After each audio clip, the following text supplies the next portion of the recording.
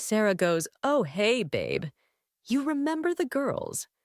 And I nodded, said hey, but I was honestly too wiped to do much more than that.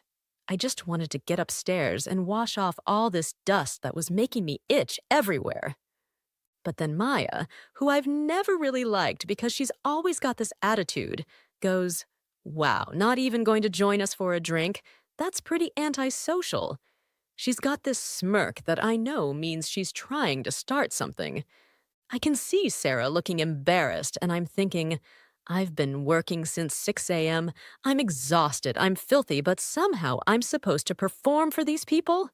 So I said, "Yeah, I'm going to pass tonight. I'm pretty beat," and started heading upstairs. Jessica pipes up with, "That's so rude. We hardly ever see you." And Lauren nods. "Sarah was just telling us how you never want to socialize anymore." That got my blood up, because what the hell is Sarah telling these people about me? I turned around. Probably should have just kept walking, but I was tired and annoyed. "Look, I work 60 hours a week. I'm covered in concrete dust. I haven't eaten since lunch. Maybe cut me some slack here." Maya laughs, this fake laugh. "There's always an excuse with you, isn't there?" Now, I'm really getting pissed. "Excuse me? I don't think working to support my family is an excuse." Sarah jumps in like she's talking to a child. "Okay, everyone, let's just calm down." But she's looking at me like I'm the problem. Maya won't let it go. "You know what? This is exactly what we were talking about before you got home. You're always so defensive and angry." I looked at Sarah. What exactly were you talking about? She got this deer in headlights look. Nothing. We were just chatting. But I could tell she was lying.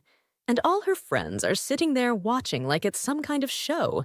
So I said, "Fine, I'm going upstairs," and left them there. After my shower, I went to make a sandwich and had to walk past the living room. They all got quiet when they saw me, and Maya said something under her breath that made the others laugh. I ignored it, but I could hear them talking again from the kitchen. That's when I heard Sarah's voice. "He's always in a bad mood and never wants to do anything fun." I'm standing there making a sandwich thinking, is this really what my wife thinks of me? Is this what she tells her friends? I took my food upstairs and turned on Netflix, but the walls are thin and I could hear everything. That's when it got really bad. Maya: "I don't know how you put up with it." Jessica: "He's always so moody and hostile." Lauren: "That's not normal behavior for a husband." I'm sitting there thinking, these people don't know anything about me or my marriage, but they're judging me in my own living room.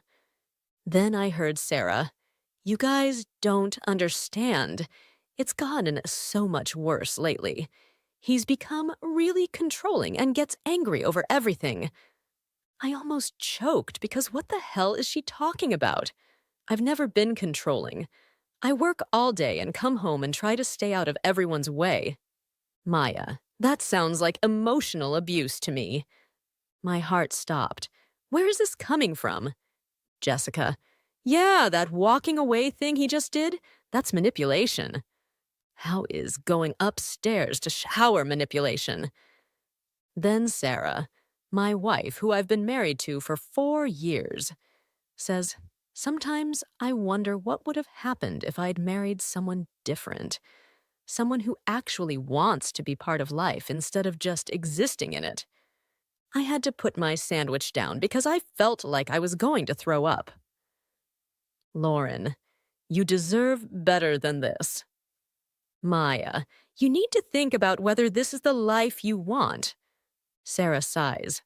"I know. I think about it all the time. He's just so negative and toxic, and I feel like I'm walking on eggshells all the time." I sat there staring at the wall, trying to figure out when I became this terrible person she's describing. I go to work every day, pay the bills, don't cheat, don't drink too much, don't hit her. I thought we were happy, or at least okay. They got louder as more wine got involved. Maya's voice was getting slurred. Does he monitor your phone? Does he control the money? Sarah, well, he does handle all the finances. Of course I handle the finances, because she asked me to. She hates dealing with bills and budgets. Jessica, classic signs of abuse. Lauren, you need to document everything.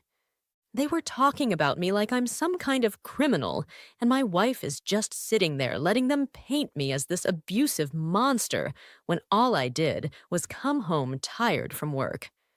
I put on headphones and tried to watch TV, but I kept thinking about what Sarah said about wishing she'd married someone different. How long has she felt this way? Has our whole marriage been a lie? They finally left around 11 p.m. Sarah came upstairs, acting like nothing happened, asked if I was okay. I said I was fine because I didn't know what else to say and needed time to process what I'd heard. But I've been lying here thinking I'm being set up for something, that my wife has been talking about me behind my back, painting me as this terrible person to justify whatever she's planning to do. Am I the asshole for going to my room instead of hanging out with her friends?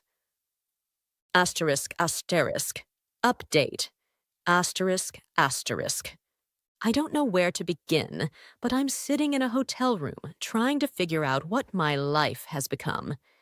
Yesterday I woke up, and Sarah was already gone to work. I figured we could talk when she got home because I couldn't stop thinking about what I'd heard. I went to work, but couldn't concentrate. My foreman, Frank, asked if I was okay because I was being sloppy and almost dropped a beam on my foot. He told me to take the afternoon off and get my head straight. I came home early around 2 p.m. Sarah's car wasn't there, but when I walked in, I could hear voices in the living room. I thought maybe Sarah had come home for lunch, but when I looked around the corner, it was Maya and Jessica sitting at my kitchen table, looking through papers. They both jumped when they saw me. Maya, oh, we didn't expect you home so early. Where's Sarah? And what are you doing here? Jessica gets nervous. She gave us a key. We're just waiting for her. Why the hell does my wife give keys to people without telling me? Waiting for her for what? Maya gets that attitude again. That's between us and Sarah. I realized they had papers spread out on my table. Bank statements, pay stubs, documentation from when we bought the house. Are those my financial documents? Jessica tries to cover them up. We're just helping Sarah with some things. What the hell is this? Maya stands up. You need to calm down. But I wasn't going to calm down because these people were going through my private financial information in my house without permission. Get out, both of you, right now. Jessica, we're not leaving until Sarah gets here. Yes, you are. This is my house, and you're going through my personal documents without permission. Maya gets in my face. This is exactly what we're talking about. You're being aggressive and controlling. I'm being aggressive. You're in my house going through my bank statements. Sarah has every right to access this information. Sarah has access to everything. She's on all the accounts. But you two don't. Jessica, we're helping her understand her options. That's when it clicked. They were helping her figure out finances for a divorce. I felt like someone punched me in the stomach. Get out now, or I'm calling the police. Maya laughs. Go ahead. They'll want to hear about how you're threatening us. I'm not threatening anyone. I'm telling you to leave my house. That's when Sarah walked in and saw us all standing there. She got this panicked look. Jessica, he came home early and started yelling at us. Which was not what happened at all. Sarah looks at me. Why are you being so hostile? Sarah, why are your friends going through our financial documents? She gets defensive. I can share whatever I want with my friends. Our bank statements and mortgage papers? Without discussing it with me first. Maya jumps in. See? He's trying to control what you can and can't do. I'm not trying to control anything. I just want to understand why my private financial information is being shared with people who aren't part of this marriage. Sarah, because I needed help understanding our finances. You could have asked me. I would have explained anything you wanted to know. Right, like you explain anything. You just handle everything yourself and expect me to trust you. When did asking me about our finances become impossible? Sarah, you've never asked me about money that I didn't answer. Maya, that's what every controlling husband says. Jessica starts gathering papers. We should go. But Sarah tells them to stay. No, they should go. We need to talk about this privately. Sarah, I don't want to be alone with you when you're like this. That hit me like a truck. Like what, Sarah? What am I being like? You're being aggressive and scary. I looked around at these three women staring at me like I was some dangerous animal. They'd already decided I was the bad guy, no matter what I said or did. I'm going for a drive. When I come back, I want them gone so we can talk. Maya, running away again. That's mature. I lost it. You know what, Maya? You've been talking shit about me in my own house for 2 days, and I'm sick of it. There it is. The real you coming out. Sarah, please don't yell. I'm not yelling. I'm trying to understand why my marriage is being discussed by people who don't even like me. Jessica, we like you fine. We just think Sarah deserves better. Based on what? You don't know anything about our relationship. Maya, we know enough. I looked at Sarah. Is this what you want? You want your friends to decide what's best for your marriage. She just stood there, not saying anything. That's when I realized she'd already made up her mind. Fine, I'm leaving. Figure out whatever you need to figure out. I went upstairs to grab some clothes. When I came back down, they were huddled together whispering. Sarah, we need to talk tomorrow when you're ready to have an actual conversation. Maya, she doesn't have to talk to you if she doesn't want to. Actually, she's my wife. So, yeah, we do need to talk. Maya got nasty. Not for long if she's smart. What's that supposed to mean? It means she's finally seeing you for what you really are. I looked at Sarah. Is that how you feel? She wouldn't look at me. I think you should stay somewhere else tonight. This is my house, too. Jessica, maybe legally, but she doesn't feel safe with you here. Safe from what? What exactly do you think I'm going to do? Maya, we've heard the stories. What stories? Sarah finally looks at me. Just go. Please. So I left. I'm in this hotel thinking about Maya saying, we've heard the stories, and wondering what stories Sarah has been telling about me and when our marriage became something she needed to escape from. I called her this morning. She didn't answer. I texted asking if we could meet and talk.